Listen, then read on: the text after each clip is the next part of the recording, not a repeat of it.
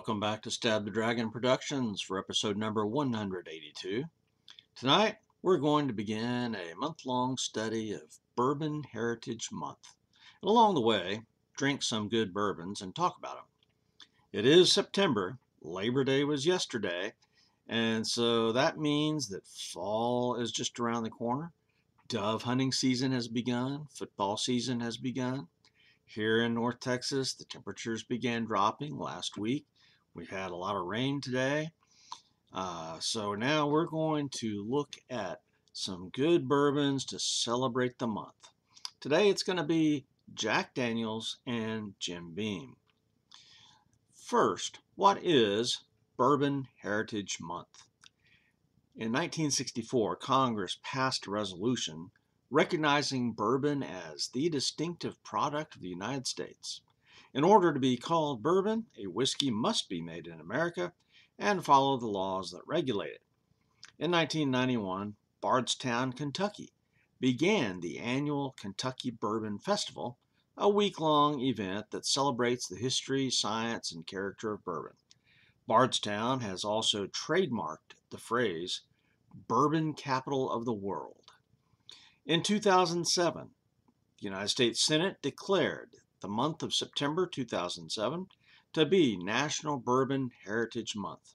Now, this resolution was only good for 1 year, but the tradition has been carried on by bourbon enthusiasts everywhere. It's not an official holiday, it's not placed on the calendars, but we hope it will be someday. Now, my method of celebrating Bourbon Heritage Month, and I've just been celebrating it for about 3 years because that's when I learned about it. I like to study the history of bourbon, study whiskey. I mean, you can tell by looking at the books behind me. I like to sample, test, and review, and then share these bourbons with you. I wish that liquor stores and bars celebrated Bourbon Heritage Month. Maybe some do, but I haven't found one yet. You know, I mentioned it to the clerk at Goody Goody, and they were clueless, you know, and I've done that like 2 or 3 years in a row. So apparently it's not a thing in the whiskey industry to keep up with all the whiskey holidays, but I find it fun. Now, tonight's contest will be a blind match between Jim Beam White Label and Jack Daniel's Tennessee Whiskey. I chose these two bourbons because in my own personal whiskey adventure, I started with Jack Daniel's about 10 or 12 years ago. That's right, I've only been drinking whiskey for about 10, maybe 12 years. My next bourbon then was, of course, Jim Beam. And I chose those two because, well, everybody heard of them. I mean, I grew up hearing about them. A lot of my friends drank those, and so, you know, they're kind of ubiquitous. But I actually studied it before I started drinking and found that Jack Daniel's and Jim Beam were usually at the top of the list as far as what sells in American whiskey. For National Bourbon Heritage Month, then, it makes sense to begin our study with these two massively popular standard bourbons known all over the world. There's the Jack Daniel's Old Number 7. I only have a small sampler of the Jim Beam.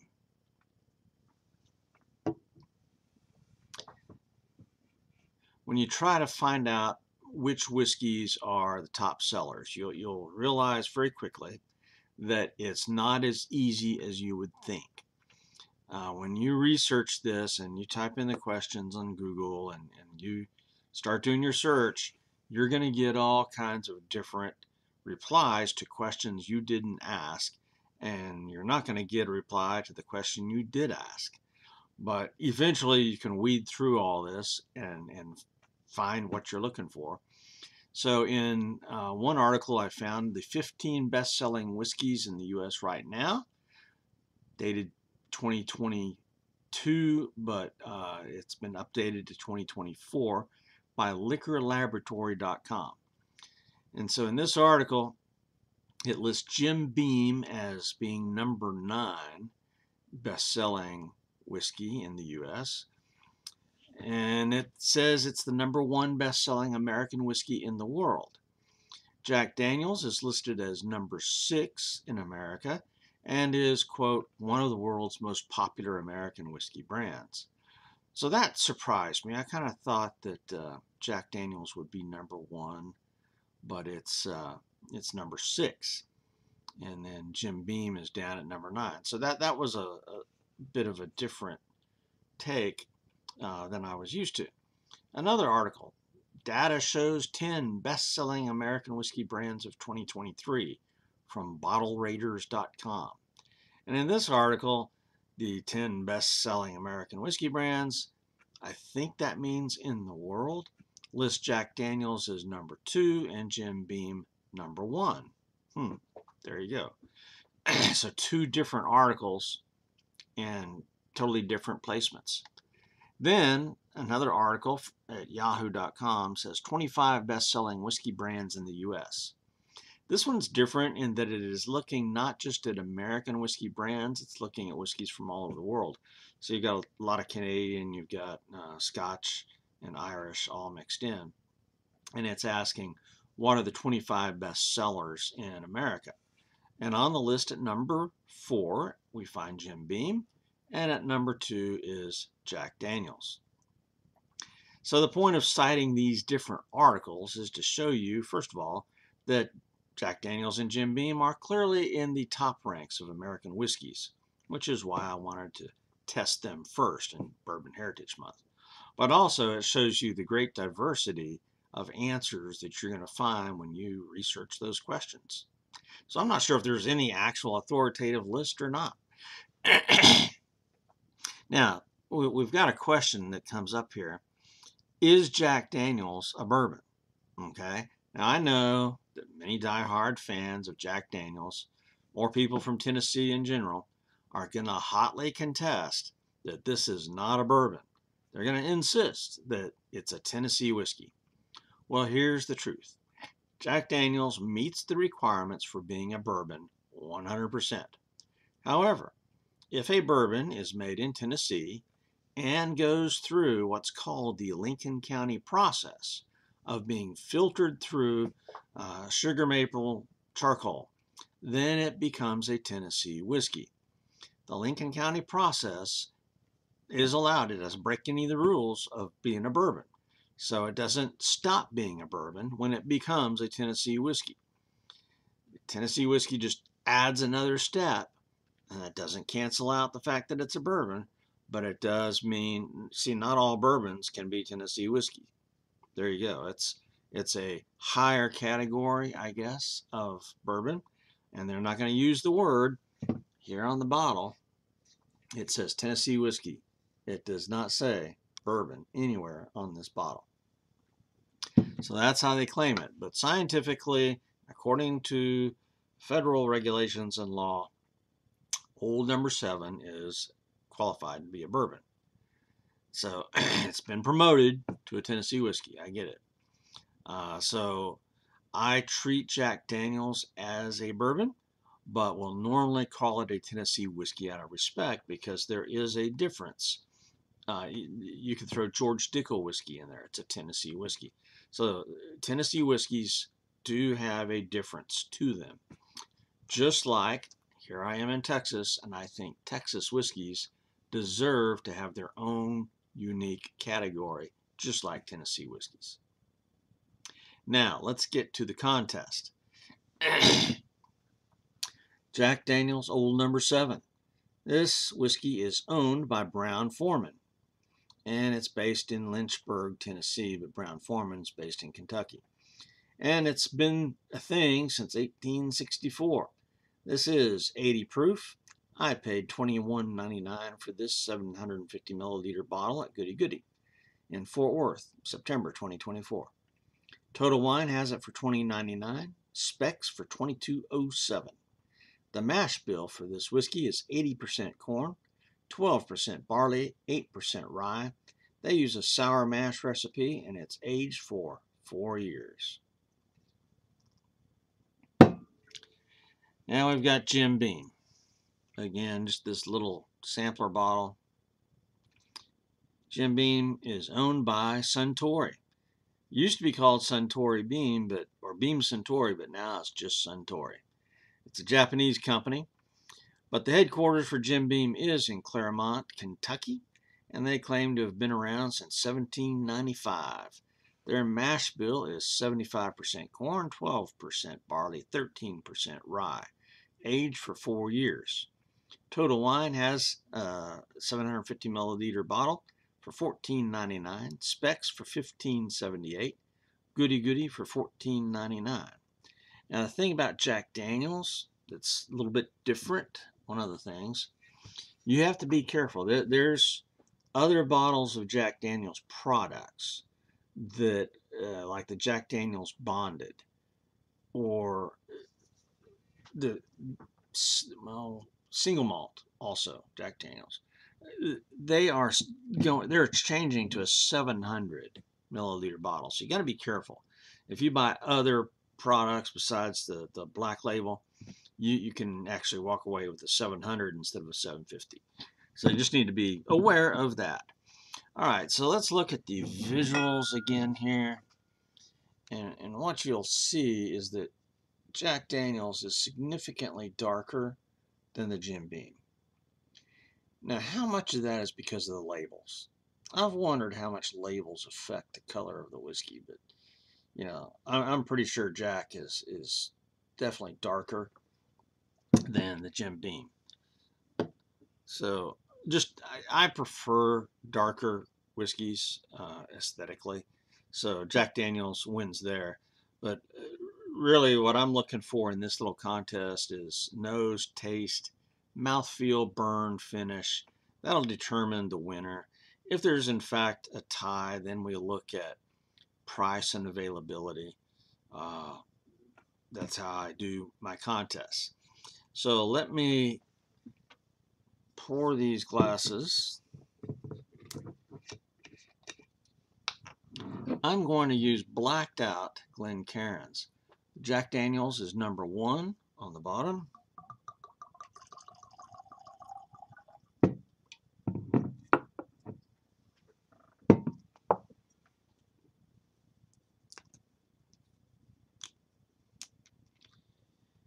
And the Jim Beam will be number 2 on the bottom.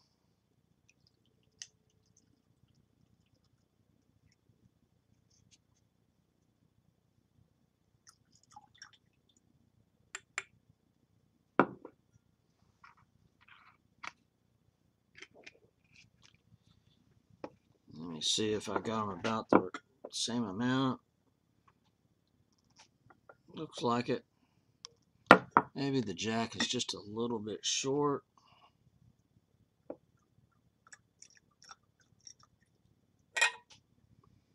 There we go. Now, I'm going to hit pause and then mix these 2 glasses up so I don't know what's what. All right, we're back. I'm going to start with the one on the left. I do not know which is which, so I'm going to start by nosing it.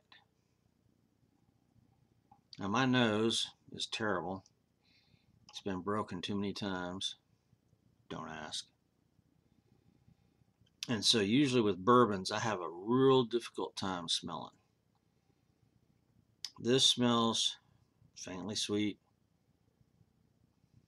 A little bit of barrel. If I had to guess just off the nose, I'd say that was the Jack Daniels.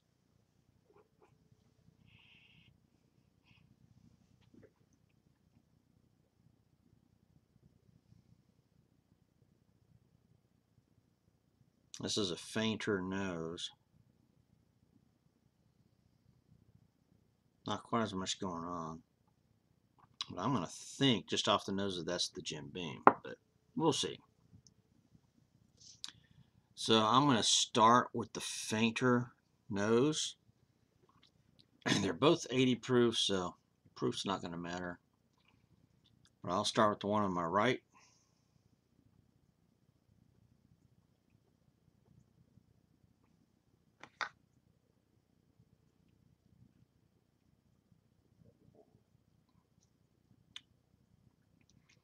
And I'm getting bananas. Peanut butter. Peanut butter? Really? I think that that's the Jack Daniels. Just going off the taste. Why am I getting peanuts? That's weird.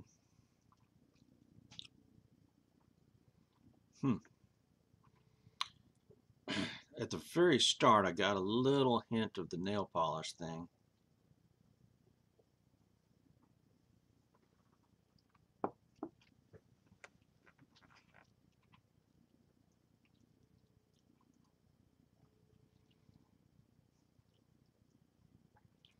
Yeah, I'm getting, that might be the charcoal, because I think that's the, I think that one's the Jack Daniels.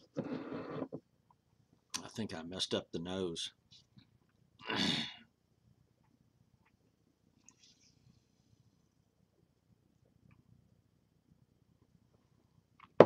I'll get peanuts with something like Old Granddad, but I did get a trace of banana at the start, and that's typical for Jack Daniels. So, I was expecting Jim Beam with that glass because of the nose. I got Jack Daniels flavors. So I'm pretty sure that that would have been glass number 1. So let me try this next one. I'm gonna rinse my mouth out again.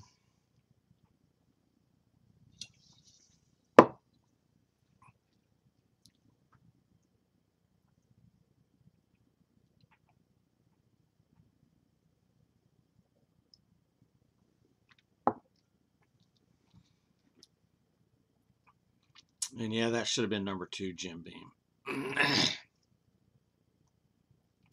There, Jim Beam's got a little bit more rye to it. And so I think I'm picking up on that rye. And again, man, maybe it's what I had for supper. I had some beans and crackers for supper. I don't know. But I'm getting lingering notes of peanut, but I think that's wood. I think that's the barrel. But I'm thinking the one on my left is the Jim Beam. The one on my right is Jack Daniels. Now, which one do I like the most?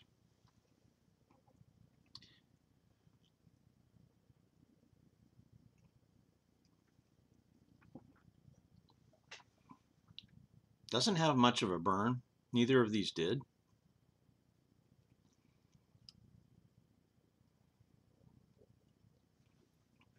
I'm thinking let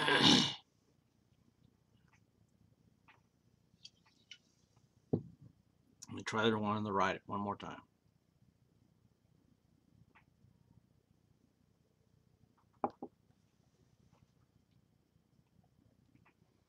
Yeah, I'm definitely getting way more flavor with the one on the right. Just that hint of banana, maybe. So I'm going to say, which of these do I like the most? I'm going to say the one on the right. And I think that's Jack Daniels, so it should have a number 1. And it does. So that's Jack Daniels, that's the winner. Number 2 is Jim Beam. But the Jim Beam surprised me because it's been a couple of years since I had Jim Beam. And I remembered that 80 proof white label as being just a little bit too weak. The flavors didn't come out strong enough. But I think that's because I was drinking a lot of bourbon back then. And now I kind of switched to ryes and scotches. So this is really the first time I've delved into bourbon for a while. So the Jim Beam, the flavors came out much better than I remembered. And Jack Daniels, I tend to think I've always liked Jack Daniels a bit better than Beam. Anyway, so I'm not sure what my memories did for me, but Jim Beam's number 2, Jack Daniels is number 1 on this taste test. There you go. Well, we will continue looking at the National Bourbon Heritage Month next time. And we're going to study a little bit more about the history of this holiday and study little bit more about the kinds of bourbons that are out there, how they contrast with other whiskeys. So we're just going to do a little bit of a deep dive into the whole bourbon phenomenon. And since we looked at the low end of the bourbon price range today, next time I think we might go up to some of the top quality and top prices and look at something like maybe Blanton's next week. Well, that does it for Stab the Dragon Productions. Out here.